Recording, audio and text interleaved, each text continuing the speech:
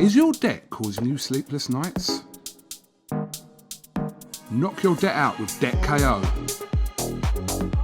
And your debt won't be the only thing keeping you up at night. Debt KO, free, impartial advice on all your debt.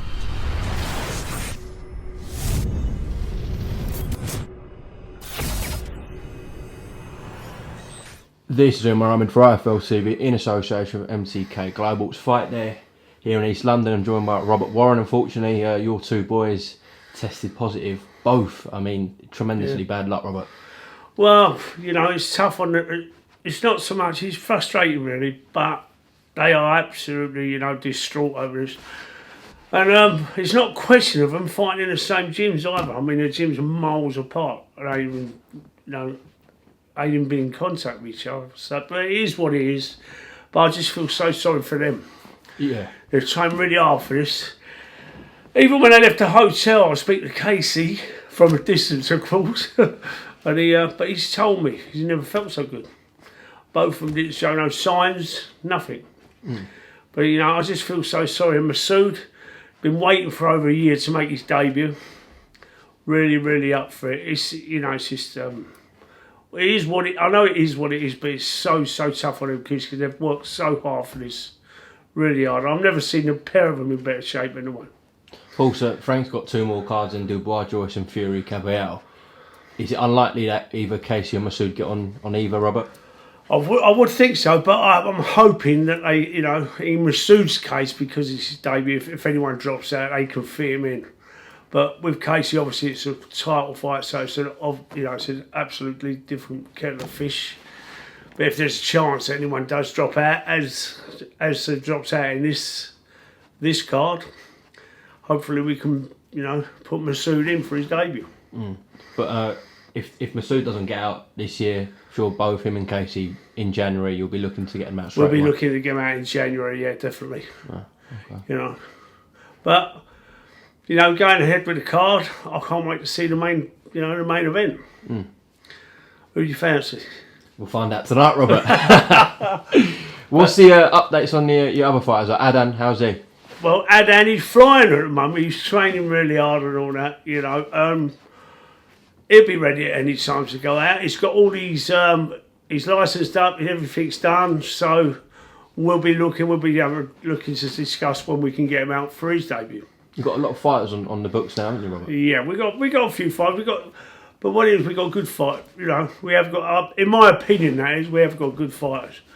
Also, I'm delighted that we got James Hennigan. We've got him a promotional deal now. He's a very good boxer, James. I think he had about 43 fights as an amateur. Lost 3, but he lost 3 in his first 4 fights. He's told me that. He said then I'm starting to take it seriously. He never got beat since. So I'm looking forward to see if we can get him out as well. All right. But anyways, yeah, been a good year for, in your opinion, BT Sport and Frank Warren, everything going on, you know, in the world. They've done their best and put some good cards. Well, I think personally, you know, boxing as a whole has done very well to get the shows on that they've got on. I mean, it's been a rising pandemic.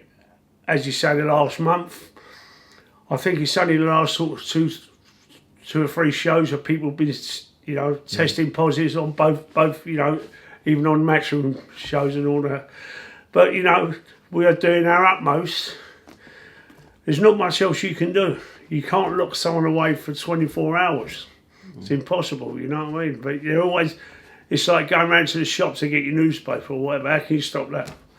But we're doing our utmost to get these shows on, and I'm sure it will go on like that until, hopefully, we find the end of this pandemic. Fingers crossed for Dubois, Joyce and Fury, yeah. Yeah. For obviously, your brother's 40th year in boxing as well coming up.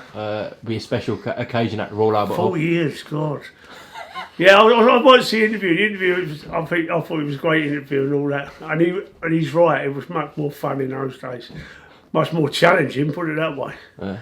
I had a load of fun, but I can't tell you about it. What's your best memory going back in them 40 years? If you could pick out one with Frank. Oh, I can never pick out one. There's loads there. When we first started off was great. I think when it really took off was when Frank signed Joe Bugler, that's when they started to take him serious. You know, and from then on, I mean, he's right, he's thrown pie, absolutely. Yeah. Underrated heavyweight he was, Joe. He was, listen, Joe fought everyone. You think who he fought? He fought Fraser Alley a lot. He was a tough man. I remember when he was I think he fought Frank Bruno. Yeah, he did, yeah. And they asked me, everyone kept asking me, who do you think will win? I said, let's see after the weigh-in. And when Joe weighed in about 2 stone, heavier than his usual, I said, no, he's only gone there for a payday. What about the years with Naz? No, Naz, yeah. He was class, Naz. I remember where was we? In Low Grange. I was looking after Oliver McCall, I think, and Naz came down and all that. Yeah. But he was, I mean, he just, every time, he just looked like, he absolutely took boxing to a different level. That's my opinion, in this country. You used to see packed crowds come to see him get beat. You know, it doesn't matter whether you loved him or you hated him. He was a bit like Marmite. You either loved him or you hated him. But he sold out every show.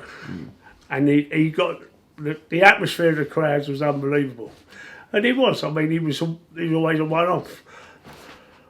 We haven't seen the likes of him since. I don't think so, anyway. No. And in terms of other points from that interview during the 40 years of Frank, obviously a point we talked about was when he got shot, and we saw the picture of you. It went all over social media. I was there when he got shot. I ran out about 20 seconds later. I remember my father and my Uncle Bob absolutely walked past him. They didn't know it was him. I think Bob said he thought it was an old drunk lad on the floor. But I remember running out, because it was in Barking, I ran out of the arena. I went up and he was laying on the floor. And, you know, I was just, because straight away you think, what is this about? You know, worrying times and that. And I remember there was an ambulance strike and we had to get him in the police van and whatever. But yeah, I mean, I know it was a shooter's ill. But that was worrying times then, yeah. But he come through it. I remember 10 days later, we done the thing. Like, everyone keeps going on about that picture with my eyes and all that. It's only because someone asked a silly question about did it hurt when he got shot and what happened and all that. You know. What's it like present day though? Obviously, your brother's still doing your thing, but you got your 2 boys, well, 3 boys working in the business as well. Oh yeah, Bobby, Sonny, Alfie, and Freddie all working in it. Yeah, that's right. Yeah, they're doing well. But what it is, they all do. You know, as I say, Alfie manages all the fighters, but they all do their bit. He's getting a lot of sponsorship all around the place. Sonny's doing very well. Bobby's going around all the gyms, making sure they're okay. Frederick does all the media stuff, and I just sort of hang about and see what's what for a change. But yeah, they're doing very well. I mean, they're having the right go at it, and I'm pleased for them. It's just this bit here. Even them, I look at them for how disappointed they are, because this was like the launch of, well, they just launched their the management website and all that. So this is what they've reported. But as I said to them, it is what it is, and then you just have to wait for another day, you know. Robert, obviously you've been in the business a long time, like your brother. A couple of months back, he reached out to Matchroom and Hearn and said we should put these fights together. There was a load of fights on the poster. Yeah. What did you think about that? Was he phoned up Frank yet? They spoke on the phone. Have they? Yeah. I thought they were supposed to. I mean, have they met yet? No. Yeah, I thought that'd be a long time coming. Yeah. I think I've got more chance for meeting Hearn than Frank. Will it come off? Frank's point of view, yes. From Eddie's point of view, I don't think he says that he's busy and all that. You're never too busy in these times, because them fights are great fights, and the way the pandemic is, it's stupid not to put them on. But I don't think, in my opinion, it'll be a long time coming for when Eddie meets Frank. That's my opinion. Which one did you like the most? Obviously, Fury Joshua is the one that everyone's talking about. But Yard Ball actually caught everyone's imagination. Oh, yeah, good fight that. That's a number 50-50 fight, isn't it? Yeah, if it comes off, which, you know, the only way that comes off is if they meet. And he won't meet him, I'm telling you. He was supposed to meet him at the end of September. What month were you? November. No wonder he's lost a lot of weight, Frank, over that meal. All right, listen, Robert, we still look forward to a good fight night here tonight on BT Sport. It will be. And hopefully Casey and Masood, they get out by latest end of January, hopefully. Let's thank, you know, fingers crossed. Yeah, we've got to work on that. But thanks a lot, Umar. Nice to see you again, my friend. Robert, take care, and I'll see you tonight. Take care. Is your debt causing you sleepless nights? Knock your debt out with Debt KO. And your debt won't be the only thing keeping you up at night. Debt KO, free impartial advice on all your debt.